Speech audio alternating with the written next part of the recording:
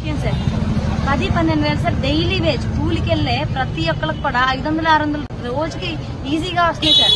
ఒక sedentary worker తీసుకుంటే 1000 రూపాయలు వస్తుంది సార్. ఒక కాపీ వాళ్ళకి మాకేం వస్తున్నాయి సార్? అడిగితే 12 వేలు వస్తున్నాయి అంటారు. హోటల్లో రిసెప్షనిస్ట్ వస్తున్నాయి సార్ 12 వేలు.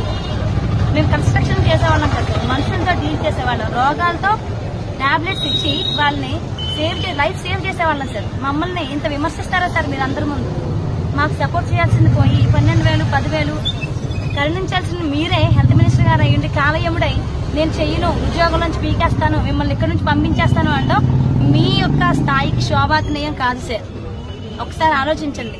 మా మనసులు బాధపడుతున్నాయి సార్. మేము బాధతో ఆవేదనతో ఇక్కడికి వచ్చాం సార్. అమ్మాయిలు సార్ వచ్చి మా ఇబ్బందులు ఇవి అని చెప్తే మీరు ప్రతికూలంగా స్పందించకపోగా వేలు చూపించి మాట్లాడతారా సార్? అది న్యాయం కాదు సార్. అమ్మాయిలు సార్ హెల్ప్లెస్ అనే సార్ మీరు అలా మాట్లాడుతున్నారు. మాటకు ముందు కాంట్రాక్ట్ ఉద్యోగులు పీకి పడేస్తాం అంటున్నారు. మీకు కష్టపడి సంపాదించుకున్న డిగ్రీలు సార్ ఊరికే పేపర్ నోటిఫికేషన్ ఇస్తే ప్రైవేట్ జాబ్ లాగా వెళ్ళి మా సర్టిఫికేట్స్ చూడండి మాకు రెన్యువల్ ఉంది జాయిన్ చేసుకోమనట్లేదు సార్. మేము ఎగ్జామ్ రాసి మళ్ళీ 6 నెలలు మీరు కోర్సు ఇంకొకటి పెడితే ఆ కోర్సులో కూడా మేము ఉత్తీర్ణత పొంది ఇక్కడ కూర్చున్నాం సార్.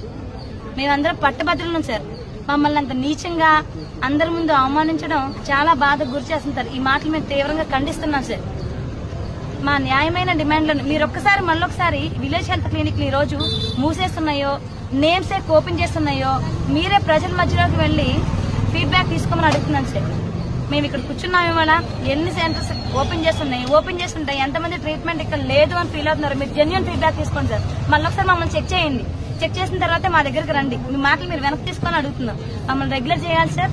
నిర్దిష్టమైన జాబ్ చార్ట్ మాకు ఇవ్వాలి. అదేవిధంగా ఈపీఎఫ్ఓ సార్ ఏదైతే మీరు ఆపేశారో అది మళ్ళీ మేము రీస్టార్ట్ చేయమని అడుగుతున్నాం సార్. ఈపీఎఫ్ఓ ఖచ్చితంగా రీస్టార్ట్ చేయాలి. మేమేవి పెద్ద పెద్ద కోరికలు అడగట్లేదు సార్. అడగకూడని అసలు అడగట్లేదు. మా హక్కుల ప్రకారం మేము చాలా శాంతియుతంగా మేము ఎవరిని విమర్శించట్లేదు, గొడవలు పెట్టట్లేదు. ఏ మాటలన్నా సర్దుకుపోయి ఇక్కడ కూర్చుని మా మినిస్టర్ గారే కదా, మా సీఎం గారే కదా, మా బాధలు పట్టించుకోరా, ఏదో ఒకసారి మమ్మల్ని పిలిచి మా బాధలను వెనకపోరా అని ఎంతో సహనంతో మేము ఇక్కడ ఎదురు చూస్తున్నాం సార్. మాకు సపోర్ట్ చేసే ప్రభుత్వాన్ని ఖచ్చితంగా నమ్ముచున్నాం సార్. అదేవిధంగా మాకు సపోర్ట్ చేసి మమ్మల్ని అందరినీ పిలిచి మా ఇబ్బందులు ఏంటి అని మమ్మల్ని పిలిచి ప్రభుత్వం వారు మాట్లాడే వరకు ఈ సమ్మెను ఇలాగే కొనసాగిస్తామని మీడియా పూర్వకంగా గౌరవనీయులైన సీఎం గారికి మా బాధలను అర్థం చేసుకోమని రిక్వెస్ట్ చేస్తాం. Thank you. నా పేరు ఝాన్సీ అండి. 6 సంవత్సరాలుగా మేము కమ్యూనిటీ హెల్త్ ఆఫీసర్ గా వర్క్ చేస్తున్నాము. గత 2 సంవత్సరాలుగా మేము ఇన్సెంటివ్ సరిగా రాకపోవడం వల్ల చాలా ఇబ్బందులు పడుతున్నాము. అలాగే మా హెచ్ఐవి అద్దె బకాయిలు సరిగా రాకపోవడం వల్ల ఫైనాన్షియల్ గా చాలా స్ట్రగుల్ అవుతున్నాము. గత 15 రోజులుగా మేము ఈ సమ్మెబాటులో పెట్టాము. గవర్నమెంట్ ఇప్పటి వరకు మా గురించి ఏ విధంగా